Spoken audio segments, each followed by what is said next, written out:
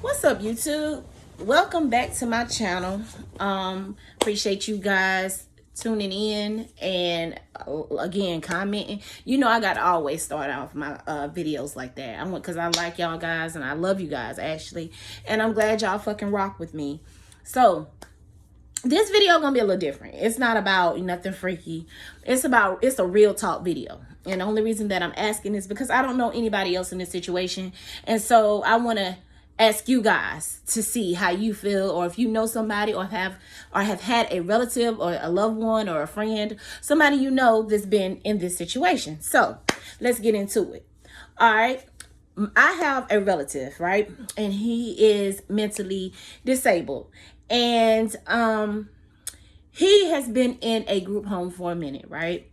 And so he's been there, and we grew up together. He's my older brother.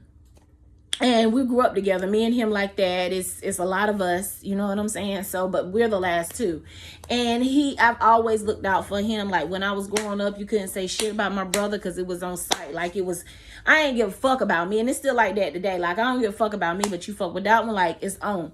And so, you know, we're real close. And so when I got guardianship of him probably maybe about 7-8 years ago. So the stuff was already set up. I never really fucked with it. I just felt like the person that put him into the guardianship trusted this person and told me how, you know what I'm saying, how much they trusted this person.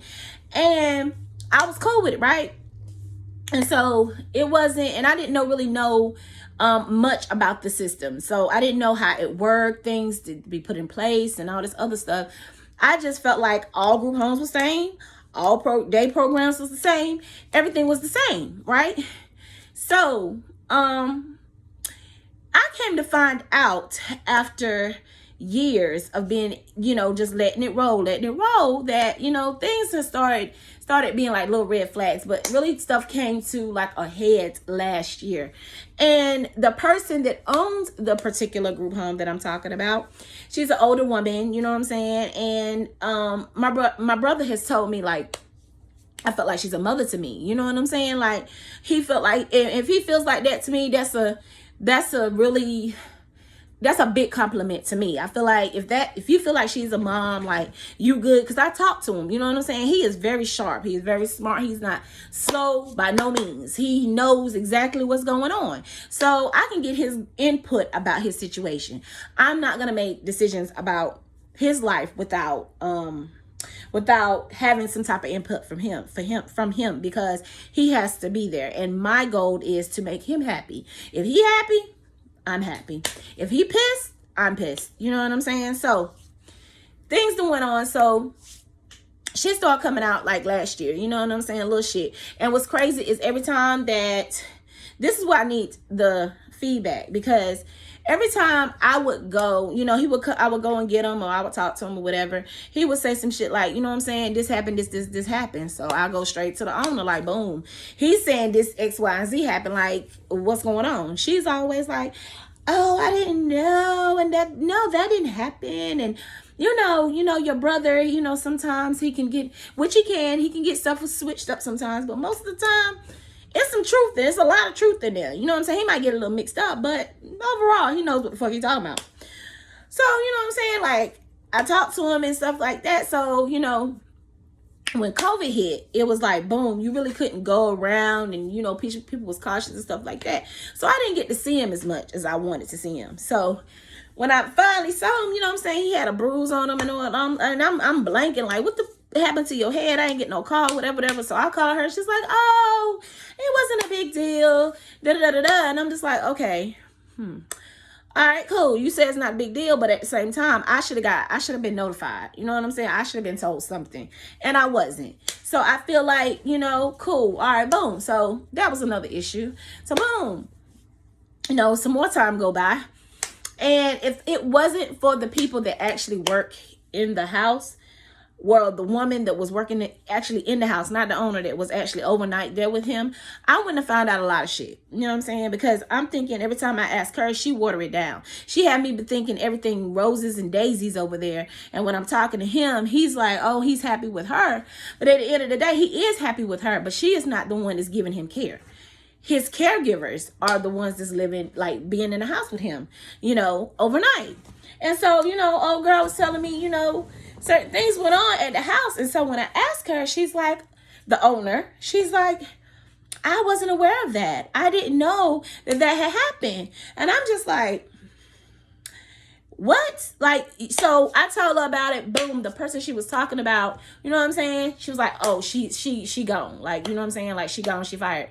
And I said, well, because this is unacceptable. And I'm never one to want somebody fired, but the shit that she did, it was like, no, I didn't even feel comfortable with my brother being in her care.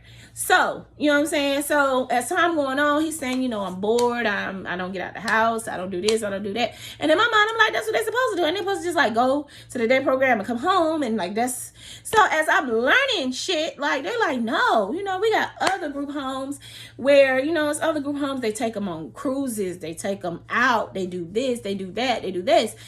And so I'm asking her, like, why y'all not doing none of that stuff? Like, what's going on? Oh, we try to take them out. It's always some BS. Every time I ask her about what the fuck is going on at the group home, it's always some BS. It's always, are we going to, of COVID and this and that. And I'm just like, so now I'm getting pissed. So, when I'm talking to him, he's like, I'm not happy. So when he say I'm not happy, then I gotta fix that shit. I'm gonna fix it. So, I get to talking to him and I'm like, you've been here for a while, cause he been there for 10 plus years. So I'm like, are you sure you want to move? And he's like, yeah, I think I want to move. So when I see the options that are out there for him, it kind of made me feel bad. It made me feel bad because I didn't do the research earlier. I just went by what the fuck she was saying. And I was just under the impression that certain programs are just, all of them are the same. It wasn't until I started inquiring and talking to different people and things that he could actually be doing and getting out and get a full life. That's what I want for him. Like, he is no different than me. I want to be happy. I want to enjoy life. I want to explore things. I want to do things. I want to eat good. You know what I'm saying? Shit, my brother even trying to get some. You know what I'm saying? He's a virgin. And I feel like if he wants to get some, God damn it, who am I to hinder that? Let's see if we can hook that up, because he has a girlfriend. And I'm just like, oh, okay, I didn't even know that was possible. So what do we need to do to get the ball rolling so these two people can do what adults do? And I'm not just talking about sex. I'm talking about dating. I'm talking about hanging out. I'm talking about chilling. I'm talking about, let's give him the best fucking quality of life that he can fucking get, because that's what the fuck I'm here for. Like, I don't know what you do with them, because it's about, I would say probably about 6 of them people in that house. I don't know what she do about them. I can't tell you. But that one right there, that one is gonna be happy if it's left up to me. I didn't know. I dropped the ball for a while I've been dropping the ball because I didn't know. But bitch, now I know. So, he just had a stint here where he had to be rushed to the emergency room. So, I'm at work, and I'm just like, okay, so who's going to the emergency room with him? These people just put him on a motherfucking ambulance and send him to the fucking emergency room by him fucking self. Red flag. I'm seeing red. So I'm calling her. I'm like, who going? I'm not going. So I'm calling the man at the house to actually put him on the fucking, on the thing. Like, who going? I'm not going. Word. Say less. So I get off work and I go out there. When he see me, his face light up. That's what the fuck I live for. To make sure that he know that I fucking got his motherfucking back. If ain't nobody else got his back, I got his back. And so, we stayed out there all day. So I chilled. I ain't say shit. I ain't say shit all day. She texted me. The owner texted me. Excuse me. The owner's texted me. She texted me once. She texted me twice. That was it. Right. So I didn't even get into what was going on. You know what I'm saying? Because me and the doctor got into it. You know what I'm saying? Me and the nurse got into it because they're trying to do some shit and they didn't do the shit correctly. And you're not just going to handle this one. This ain't no guinea pig. This ain't, you know what I'm saying? This ain't what you think it is. You know what I'm saying? So, I wait till everything good or whatever. So I go to drop him back off because everything was good or whatever. So I go back and I talk to him. I'm like, damn, why didn't nobody show up at the, why couldn't nobody just go to the hospital until I got off to go to the hospital with him? Y'all sent him in an ambulance by himself to the fucking hospital. Where the fuck they do that at? Oh, well, dude at the house was like, oh, well, I had my own stuff going on, da, da, da, da. I said, but that ain't what you told me. What you told me this morning was you couldn't leave the house because you had other clients to get ready and you wanted them, you had other clients, meaning that you couldn't leave. Now you talking about, oh, I'm going to give you the real. I had some other shit going on. I said, well, don't give me the real now, motherfucker. I just told him just like that. Don't give me the real now, motherfucker. She gave me the real when I talk to you, because when you talk about my brother, we have an issue because I get in their ass. I play no games when it come to him. And so he was like, da-da-da, you need to talk to the owner. You need to talk to the owner. You're mad at the owner. I said, no, motherfucker, I ain't mad. I'm disappointed that the fact that y'all put my brother in the ambulance and sent him to the fucking hospital by himself and nobody went to fucking see was he okay. Nobody called, you know? Only person that called was a lady that had nothing to do with the house or the owner. You know what I'm saying? Like, she was calling and she was like, I would go. I care about him. I would go. I have my own shit going on. Like, she has breast cancer. And she's like, you know what? I am willing to go leave my appointment early just to walk down to the emergency room to make sure he okay. And on that note, I was already on my way there. So I'm like, you know what? No, honey, just the fact that you're willing to take time away from your chemo appointment lets me know you fuck with my brother. That bitch that own the motherfucking home and the motherfucker that works in the home, damn, them motherfuckers don't get them two shits about it, right? So I'm holding all this shit. So I'm telling her, like, listen, no, don't worry about it. Take care of you. That lady's the only one call me. How is he doing? What's going on? Just call me when y'all leave. Not the owner. The lady that's kind of like a liaison between the owner and his programs. So I'm like, all right, so I handled the dude at the house for like, okay, you said you couldn't go with him on the ambulance because you was with clients, and now you're saying you just wanted to go take care of your dad. Boom. He was like, well, they got his information. I don't give a fuck about that. Somebody should have been there, because at the end of the day, they got his information, but they was asking me day-to-day shit. I'm not here with him day-to-day. Motherfucker, you here day-to-day. You fix his medicine. You do the shit for him. Why the fuck won't you there? And if she don't know, if you weren't there, she should have been there. That's what he said. He said she should have been there. Listen, fuck it. My problem ain't with you. Now I'm looking for her head. So boom. I'm already working on something to get him out. So get him out of her group home. So I'm like, okay. So I call her. So me and her get into it that day, that day I dropped him off. Like, we get into it. And she's like, I was like, you know what? Every time I talk to you, you trying to cover your ass. It's never what somebody says it is. It's always, oh, I didn't know. I just found out. Let me look into that. Excuse me. I'm gonna call you back, or it's a whole surprise to you. Like, regardless of what the fuck going on, you never say, listen, I found out, this is what we gonna do about it. We gonna correct it. Boom. Or, yes, I know about that. I'm on top of it, and it's gonna get taken care of. You always act like a deer caught in headlights, like you really don't know what the fuck's going on. To me, that's a red flag. When I'm standing there talking to your employees at the house, you watching the camera, you standing calling my phone, you calling my phone, you calling their phone, you got your husband driving by. Like, suspect all the fuck. What are you hiding? What are you hiding? I don't have to hide anything. Nobody have to take up for me. Da, da, da, da. Well, if you feel like your brother's not getting the best care, see, she said that shit and she thought I was a bitch. She thought that I wasn't going to tell her when I was going to take my brother up out of there, but I couldn't tell her at that time, but I was working on the shit. So boom, that day, the next day after that, I already got the okay. Okay, we leave. When he leaving, where he going, where he moving, what he doing. Boom. So I get on the phone with the bitch, like, listen. And I hate to call her a bitch because she's 70-something years old. But still, at the same time, when you talk to my brother about my brother, like, fuck you. So I call her, I'm like, boom. I'm calling her to tell her that my brother is getting the fuck up out of her house, right? So I call her. She's like, okay, boom. I said, so why won't nobody at the hospital? Can somebody explain that to me? Because I done talked to the dude at the house. He said he had an emergency with his father. I said he had no motherfucking emergency with his father. So that's the shit I'm talking about. He told me he already had this plan with his father. He told me this morning something totally different. I said, when I called you, the first thing you said was, I'm not going. Okay, cool. Why weren't you there? Oh, well, I had an appointment. So your appointment was more important than seeing if my brother was okay. Like, he had something serious going on and you feel like that was more important. Well, he is like my son.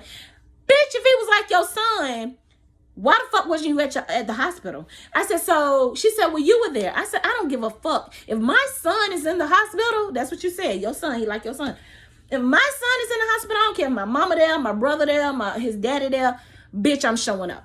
You right. I should have been there. I should have been. Yeah, I know you should have been there. Somebody should have been there. I said, because I wouldn't have showed up. He would have been there all day from 8 o'clock to 6 o'clock by him fucking self and getting sent there on a motherfucking ambulance. Tell me how that shit cool. That shit ain't never fucking cool. It ain't never gonna be cool. She was like, well, I hate that, you know what I'm saying, that you feel that way, and I'm sorry, and you know what I'm saying, like, I do go to the hospital with my clients. That's not what I heard. That's not what I heard. Well, I don't know who told you that, but I do. I just didn't go this time. So you're telling me he's like a son, but you didn't show up. Then you're telling me you always go to the hospital with your clients, but you didn't show up. Then you sit up here saying, okay, you're saying, oh, they had his records and shit, but at the same time, they're asking me, what did he eat last night? They're asking me, what made this thing start with his what sent him to the hospital? When did it start? How long has it been? I was not here for that. You were. And if you weren't, you had a worker there that was there that could have told them that. I don't know that shit. Y'all should have been there, right? Now, am I wrong? Am I wrong? Am I wrong for getting him the fuck up out of there? Because at this point, I feel like he is not getting the best care that he can get. And I feel like that was the last straw when it came to not only his health, you know what I'm saying? To put somebody on the motherfucking ambulance and not fucking show up. To send some texts. The lady that's hand on hand with him and the man that's working hand on hand with him, nobody showed the fuck up. And then you wants to be on the phone telling me that, oh, I usually go. He's like a son to me. I said, so this is what I'm going to tell you. Boom. You made it seem like I wouldn't tell you when he was leaving. I'm telling you right now. He will be leaving your motherfucking house ASAP.